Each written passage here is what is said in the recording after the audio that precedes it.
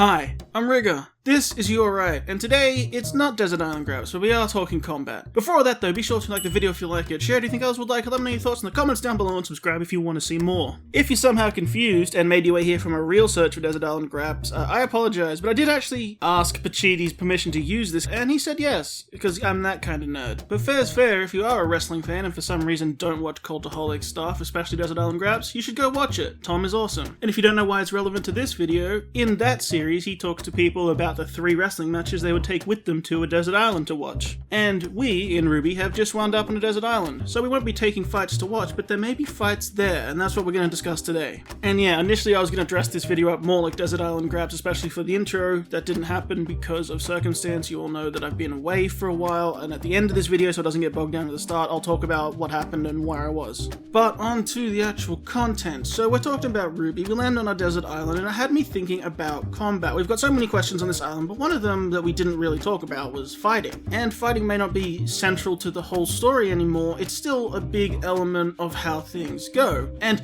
in the show, we've seen lots of combat, and while I doubt it'll be the focus of our time down here on the island, I think it'll certainly come up, especially with who else fell down here.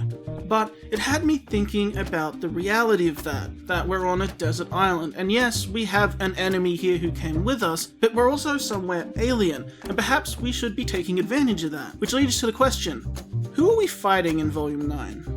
So if I was to stick to the Desert Island Graps format, it would be 3 options. We actually have quite a few more than that. And the reason I bring it up is visually we have some cool new things going on with the island here. We have all the big questions of what is it, where is it, how are we going to get back, etc. But just in general, this place is alien. And what that means is we have the opportunity to see things we've never seen before. In fact, we already have. I mean, look at the environment. We haven't seen this before. And in a show where fighting, sure, will happen eventually, it means we could see fighting here, which means we could see fighting the likes we've never seen before. So let's go through the options and why. And there's a bit of an actual theory here at the end too, so look out for that. So our first one is obvious, and certainly will happen, it's not even a question, and we should get to it first, and that's Neo. She's here, she hates them, there will be a fight, and surely it will play into the story. So of course, just as a viewer, we look out for her disguised as someone else. Be wary of any character who just appears in a scene and has found a way to avoid speaking. Oh, you just ran across someone you've been looking for on the horizon and you run up to hug them, ooh, stabbed. You know, that could happen. And we all know the challenge of Neo in general, her extremely proficient combat skills and her vendetta, which makes her very dangerous. Which is why we should almost set that aside. We know it'll happen. Going into the story, we're gonna be fighting Neo and something will happen. Either they'll work it out or they'll kill her or whatever, something will happen. But let's go further than that. Let's go into the other options on this island. Because the truth of the matter is, surely this island is a challenge for the team to grow. They'll find something or do something here that will help them in the overall plot, with stopping Salem and whatever else. Something special that they had to leave reality for to come and do or get, a reason for this detour that's been long planned. So surely that is the general conflict and Neo is a part of that. That's your overarching story of the island, whatever it may be. But what I wanted to consider is the other minor opponents and obstacles. What are we overcoming in our day-to-day here? Usually we fill those gaps with Grim, so let's cover them first. Generally, yeah, this is how we do filler combat and challenges, whether it's to bond together or something to overcome or to get to somewhere we need just so there's something in the way to spice it up. You just generally need enemies like that a lot of the time to fill space between the more extreme combat and the big story beats. And, you know, it goes along with very skilled villains, and that's the crux of this. Are there going to be Grim here? We have our very skilled villain if we need them. Grim are a creation of the God of Darkness to destroy humanity, which is why they work how they work, so it does seem unlikely they'd be here. That's why I'm getting them out of the way early. The gods, of course, made this island because they made everything, so they could have made them here too, but that would suggest there's humanity here for them to defeat, because otherwise why would you have them? So it seems unlikely. Remnant was their humanity experiment, and they're waiting to see the results of that, so they don't need Grim here. If there are people here, it's unlikely they'd be what we consider humanity, right? If they're people, they might not be real people, they might be something else. And if that were the case, if there were a version of Grim here, it also wouldn't be our usual Grim, so at least that would be slightly different, but it still seems quite unlikely. The idea of altered Grim is kind of interesting, but also we have the advantages of Grim if they want to use them, and this is why this almost ever comes up, is because Grim are designed to be enemies in this show, because they're quick and they're clean and they're easy, they fade away, there's no blood, copy-paste them in packs, it's simple. However, it's the most boring answer, and one I don't think we'll do, and one I hope we don't do, and it'd be a letdown to go somewhere magical for our threat to be so normal. There is also the option, a lot of people might say heading into this, that there is none. There are no small fights, we're not here to fight. Maybe it's survival based, or given how the show and situations are, is it still worth considering? You know, we have lots of relationships to deal with, lots of things to work through, we have some bigger plan to do, we don't have to be fighting along the way, and you are technically correct. But this show has always had a combat element, and Neo's combat is complex and tricky, and you wouldn't want to do it too many times, so you're more likely to get maybe 2 fights with her, a skirmish and then a resolution, rather than continued attacks. And if you don't have continued fighting, people might get bored, which isn't totally fair, but it's happened before, and in general, this show circles back to a fight eventually, so if there are little elements to overcome and dangers, we should talk about them and what they might be. And we're in a very interesting position because in the show, there are several issues with these characters fighting right now. More than one of them has weapon issues. Immediately, a skirmish with Neo with no weapons could be really interesting, because think about it. Blake does not have her weapon. Weiss has it. Jean's blade is broken. Neo's umbrella was kicked off separately, so presumably landed somewhere different, because that's how this seems to work, because Neo and RWBY and Blake all kind of fell together and they didn't land together, so things that fell off separately land different places. Which finally brings us to RWBY, because she also lost Crescent Rose separately. That means of the 6 characters that fell down here, 4 of them are in trouble when it comes to weaponry, including the villain. But since Neo is incredibly capable even without a weapon, it could be interesting to fight her like that. Imagine a scrappy 3-on-1 fist fight on the beach. But that also brings up the issue of survival without these weapons. Sure, they have semblances and stuff, but weapons are useful for, say, hunting or traversing, using your blades to cut through the jungle, to make other tools, to catch food, and the same for firearms, and a lot of that's been taken away from some of these characters. So there's a great deal of peril you can put these characters in, but that also applies if there are more threats on this island. Imagine animals or anything else that could be here that could cause a serious issue if you don't have a weapon to fight back. So let's move into that option, which is wildlife, possibly even monsters. There could be some. This could be awesome. This is what I'm actually hoping for, just for the fun of it. Let's do evidence. First off, things live here in general. That's a big point we immediately hit. We have 2 life forms, these starfish things, and I still really don't want to step on one, assuming that they don't somehow count as a plant and we're misreading this. And definitely we have birds. Seems like normal sized birds and they fly away here, but that's life. Immediately, bam, life. Things live here. So there's food and there's an ecosystem here that supports life, or we wouldn't have birds. We also have, prominently, these big oversized shells, which usually might dictate there is something that might live in them, be they to scale or using them as shelter. Worms, crabs, various sea life. We know RT love their video games, so giant enemy crabs could be possible. Just megafauna in general, oversized wildlife, that could really be an option. And if that's an option, so are facing issues like wandering into something's territory. Or we could do some of the more cliche sort of mini missions that come up in stories like this, like some animal grabbed your weapon and took it because it was shiny back to its nest or its home or whatever, and you gotta go recover it. Or perhaps it just picked up your best friend and they got taken back by a giant mama bear to feed to baby bear and you need to rescue that person. And if that is the case, there are some issues we should think about though, and one is it's less clean and less good versus evil.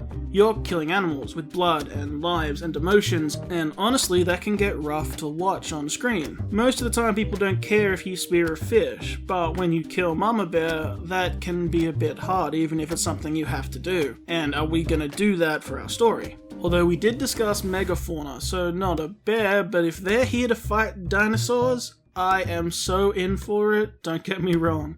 Tell me it wouldn't fit this setting, this untouched landscape of life that's just evolved. Well, what evolved in our landscape, or at least Earth, when there weren't people? You know, what was the first go-round before we tried the people experiment? It was dinosaurs. Because if you pitched this as Team RWBY versus the T-Rex, that sounds amazing. I mean, it's still not clean, it doesn't evaporate, and it's not soulless and evil, but you could probably get away with killing it more than you would, you know, nice fluffy animals. But yeah, the blood and the issues, that's something to contend with, and that'll come down to animation and how you present it. So we don't have to cover those things. They can both be there and we can just artfully cut around and not show things. You can also do the survival with life lessons kind of thing around the animals and tie that into some of their own stories, you know, like being forced to work together to overcome an animal, or learning the circle of life and life lessons by observing the animals, etc. We can do all those things too. It does make me picture them all wanting to go for a swim Grim, and then you see the Megalodon. Oh, that's kind of great. So yeah, you have no idea how much I want this to be dinosaurs, and there is kinda some logic to it. Because if you think that the gods might have wanted to try a nature balance with no humans, just to see what would happen, or it was a first project and then they moved on to Remnant and they left this one behind, then with no cataclysm you might have dinosaur-like creatures that continued to be dominant and humans never got started. So that could be something, and it would be very Land of the Lost and that kind of thing as well.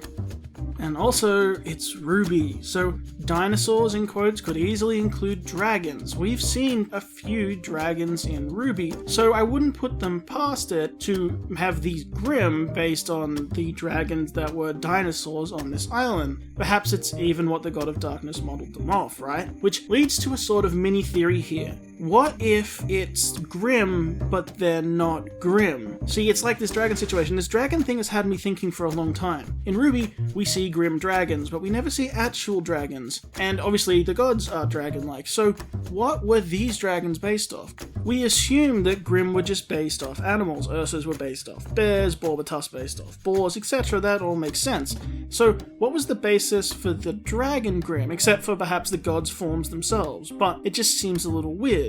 It always had me thinking, did dragons used to exist as a natural creature on Remnant? And I could never find any evidence one way or the other. It might make sense that the gods make something that look like them. But this could be our answer. What if all the Grimm are not based on animals from Remnant? And let's be real, how many animals do we see anyway? But what if they weren't based on animals from Remnant? What if all the Grimm were based on the things that live here? That here we get the real versions of the Grimm. They're real animals. They look like this. They're not, perversions of Remnant animals. They're real animals. There are Ursas here that look like Ursas but with fur and personalities, not black and whatever Grimm are made of. They're the real versions of all the Grimm we've seen. I really like that. That here in this god's little vacation land is where the God of Darkness pulled his inspiration to destroy the new place, to wreck the humans. Funnily enough, because they're based on animals, they would actually be the God of Light's creation. So, as a joke, the God of Darkness is basically turning the God of Light's original creations back on his new ones, on humanity. Which, yeah, the God of Darkness had a role in creating those too, but you get my point. As far as things you might find in a jungle, Ursas, Borbotusks, and dragons and sea serpents, this could be great. They're like megafauna, and you might have to fight them, but they're not Grimm. They're actual animals. They have consciousness and emotions. You might see a sentinel, but it's a real centipede, and man, that's pretty scary. It could be pretty cool and intimidating, but it changes things up a little bit. They have to hunt things. They have young. I think this could be really cool, and it means we could use the base Grimm designs. We don't have to create all new creatures, but instead we fill them out with fur textures and that kind of thing. So it's a bit less work to have to make all new things. I think this could be pretty awesome and actually make a fair bit of sense. So while it isn't dinosaurs, you have to watch out for burrowing sentinels that are in the sand. You have to watch out for an Ursa's den. You have to be careful for a Borbotus charging through, and the final mission could be getting something back from the dragon that lives at the top of the island. Who knows? But now we move on to the idea of more humanoid enemies if there are people here. What if they existed? What might they be? Would they be something more like Jinn? Some ethereal race, not quite human? I've seen people talk about this being the land of the gods, so perhaps there's other gods here. Though, fighting gods should really be off the table and not possible. It should draw the line there. And we have the god of animals thing, maybe. It could be interesting to perhaps trying to mend relations between two separate tribes of people, or people in quotes. People, one following light and one following darkness, warring factions on this island. And then, Team RWBY can utilize the mistakes and lessons learned at Atlas and the failure to mend things with Mantle, and that could be a good way to show growth. We made the mistakes in the last seasons to set us up for this one so we can fix it here, and that will help us resolve things moving forward and help stop Salem, etc., to show the value of what we've just been through. But there are issues with that. It's very well rounded, it's quite a good, mature approach, but it is also repeating things we just did, and it also would have to be in a much more condensed time, and I don't know if we have that time. Are we going to dedicate that much time on the island to solving another issue in a place we're not coming back to because it shows growth? I would say, yeah, we should, but I don't think we're going to. But also it seems like a fair bit of a waste combat-wise, even if it comes down to just like one fight. Why would we come to this special magical place just to fight the people here if they're basically just people? That's pretty boring. We could have just been fighting people back on Remnant. You know, Neo aside, that's a special case for a continued plot. I could see there being a call that this is from the fairy tales, right? That the god of animals is here, perhaps, with Faunus, or maybe actually something better. Expand back to the idea of the talking animals from stories, because there were two different god of animal stories. If the island threats were animals, but animals that could talk and rationalize, now that might be just the right type of weird, actually, especially if we're following ideas from Alice in Wonderland. So this is my last little theory, and it actually kinda works here. We're doing Alice in Wonderland, it's come about quite a few times, so I think that this really could be the case, this last little revelation, that we get an adaptation of the God of Animals fairy tale, and there aren't Faunus here, because it's a Faunus myth, and obviously Faunus are the center, but again, they're myths, they're misinterpreted, they're stories, that's why there's multiples of them. And this is where we realize that they were both sort of correct and both a bit off. Instead, what we do is we take the first part, the golden beach and the water, and it turns you into a Faunus, and the second part with the hyper-intelligent animals, and you mix them together, which is probably more towards the truth, right? Two different stories, the truth is somewhere in the middle. The water doesn't transform you into anything, but Faunus are sort of Remnant's reflection of what is here, what is in the god of animals' place on his beach with his golden sea, and that is human-like intelligence on par with the smartest species on the planet, just like humans, but reflected in the animals. They are at the same level. Think of it, it's kind of perfect. They fall into Alice in Wonderland, and we've been through why it's Alice in Wonderland before, and you land in a place where you come across talking animals. Just like in the story, but actually makes sense with what we've been told with everything with the fairy tales of Remnant. That these talking animals were perhaps the base for what became the Faunus. And of course that means that either they don't like humans because they're different, because they've never seen us before, or they don't like humans because they do know what we are and they think the gods abandoned them for humanity, that kind of thing, right? The idea of reflecting all the many talking animals in Alice in Wonderland is pretty great, and yeah, there's lots of humanoids in Alice in Wonderland too, but if we separate out that part, it makes it kind of cool and weird and alien in kind of the right way. It would really create that otherworldly feel. Imagine, say, RWBY or Weiss or whatever, any of them are looking for shelter on the island at night. And perhaps it's one of the people without a weapon, so RWBY. It's RWBY looking for shelter on her own, and we hear something sneaking up on them. It's like raining and dark, it's on this little island, and she's shivering and cold and looking out into the darkness, and then, rah, she's jumped on and pinned by an animal. There's terror and snarls and a scream, and then, who are you? What are you doing by my home? And it's a bear. Perhaps even mix in that it is that grim idea. It's an Ursa, but a real-life version. We can mix those two ideas together. So it's not exactly a bear, but it's very close. And it talks. Our hero is near its cave, and we learned that it's a animal with human-like intelligence, and there's a society that functions here on this island, though it's animalistic in nature. Animals have territories, and they don't live in buildings or anything, but they're intelligent, and they have ideas about the politics of this place, and perhaps even factions, and our heroes have to navigate, and just like in Alice in Wonderland, they stumble confused through this wild and alien setting. And that might even include fighting here and there. But it would be much more challenging because it's something they've never had to face. It's grim that aren't grim. They look like grim, kinda, but they also look like actual animals. And even more than that, they're beings of intelligence. They speak, they cry out in pain, they bleed, they beg for mercy. But they're also much better fighters than Grimm, much more strategic, much more deceptive. They can be good guys and bad guys. They're a lot more challenging. Even the ones who you absolutely have to fight, just like a challenging human enemy. I think that's pretty great. It's weird, but it fits, and there's even evidence for it in the fairy tale stories that meld some of these ideas together. Whether the Grimm-like part is actually part of it or not, that's just sort of my idea, but I think it would be cool. Imagine an animal-looking version of a sentinel, but it can talk, and it might even be, a good guy. It might play the role of the caterpillar from Alice in Wonderland. So it's intimidating, it's big, it's scary, it's weird looking and alien, but it might be your friend, which also means you're gonna have to get over your prejudice for things that look like Grimm, which is built into our character's, whole existence. Overall, that's pretty great. Not to mention, it's still based on real stuff, going back to the sort of prehistoric feel of the island too. You can do all this at the same time. And this could build up some really cool and interesting secondary characters. Who doesn't want to see Weiss become friends with a talking rabbit, or Yang have to fight 3 uber-intelligent bears in a rematch from Volume 1? Or maybe make friends with the bears and work it out, resolve the conflict built into her inspiration. RWBY can have a cool wolf friend, or Blake can actually play a big role and try and navigate what she's heard from Fauna's legends and make it work, and I really like that. Imagine she's like an emissary between the humans and the animals because she's kind of halfway between the two. As the only Faunus down here, turn that prejudice she faced into a strength. Down here, she can try and calm the tensions between our human heroes and the animals that live here, as kind of a representation of the ability to meet in the middle. It could be really cool. The whole we're not so different, and she's the representation that they really aren't. And that could really be interesting, and Blake taking a leading role is something I would always like to see.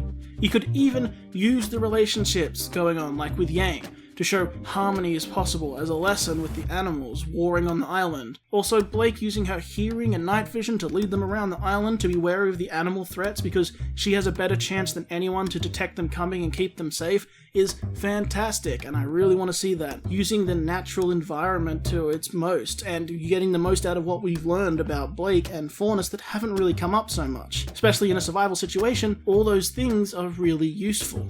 Which is also how you could do things like have scrolls break, or be lost in the ocean, or be dead. Perhaps only 1 or 2 survive, and then, the little bit of technology they have becomes a real commodity to use. You could do so much with all of this. Anyway, I'm rambling now, but you get the idea. There's a lot built into what I'm saying here, and obviously not all of it will be true if any of it is, but it's just a cool idea, and I really hope we take advantage of it. It's something that I haven't seen many people talk about. But anyway, real quick before I go, if you care, I'll quickly cover where I've been and what it means.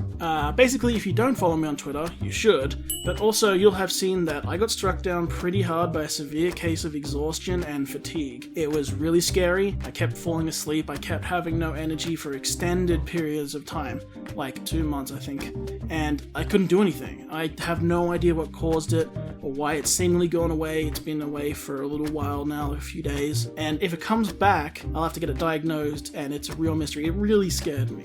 However, I think that means I'm going to be taking it a little easier. Things might be changing in real life for me soon too. Now, I don't want to sound dire. There will still be videos. I'll still even try my best to make one a week. But if I miss a week or two, I'm not going to be hard on myself about it. Like I said, there's still going to be videos. I'm still going to give you my all. And I don't know if YouTube contributed to what happened or if it was something else. But I don't want to risk it happening again. So you'll still get all I have to give. But I think it's important to say I'm going to be allowing myself some more rest, which may impact the channel a bit, I don't know. But I hope you all understand. Anyway, that's all for now. Let's get away from the serious. This was fun.